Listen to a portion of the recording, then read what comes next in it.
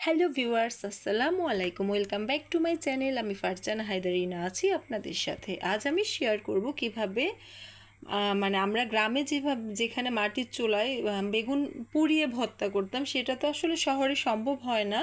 তো আমি কিভাবে গ্যাসের চুলায় বেগুন পুড়িয়ে ভর্তা করি খুব সহজভাবে, সেটাই শেয়ার করব। তো এর জন্য একটু সামান্য সরিষার তেল দিয়ে বেগুনটাকে ভালোভাবে মেখে নিতে হবে। তারপর চুলায় অল্প আঁচে এভাবে পুড়িয়ে নিতে হবে। পুরানো হয়ে গেলে খোসা ছাড়িয়ে বেগুনটা যেভাবে মানে ভালোভাবে ম্যাশ করে নিতে হবে। খুব ভালোভাবে হালকা লবণ দিয়ে ম্যাশ করে নিতে হবে। এর মধ্যে অ্যাড করতে হবে ধনিয়া পাতা। খুব এত মজার, খুব অন্যরকম একটা মজা। ধনিয়া পাতা এর পরিমাণটা একটু বেশি দিতে হবে। তারপর আবার ভালোভাবে ম্যাশ করতে হবে। এটা এত ভালো লাগে, গরম ভাতের সাথে অসাধারণ লাগে। তারপর পেঁয়াজ কুচিটা একটু মোটা করে কেটে নিতে হবে, তাহলে ভর্তাটা খেতে অনেক বেশি টেস্টি হয়।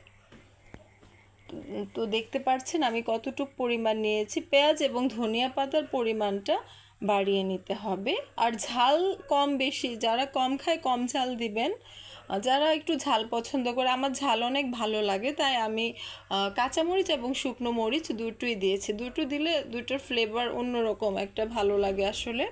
আপনারা দুইটাই যারা কম খান পরিমাণটা কমিয়ে দিবেন, সমস্যা নেই।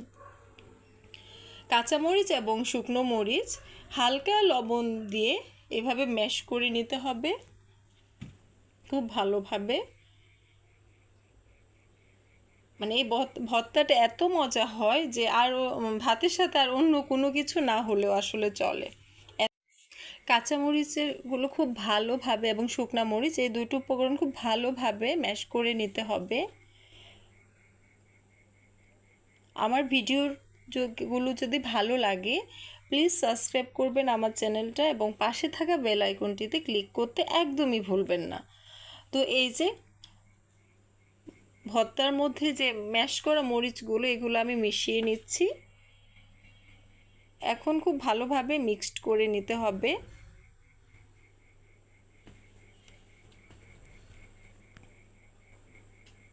এখন একটু আমি অল্প পরিমাণ সরিষার তেল দিয়ে দিব, তবে এটার টেস্ট আরও বাড়ে যদি সরিষার তেলটা খাঁটি হয়।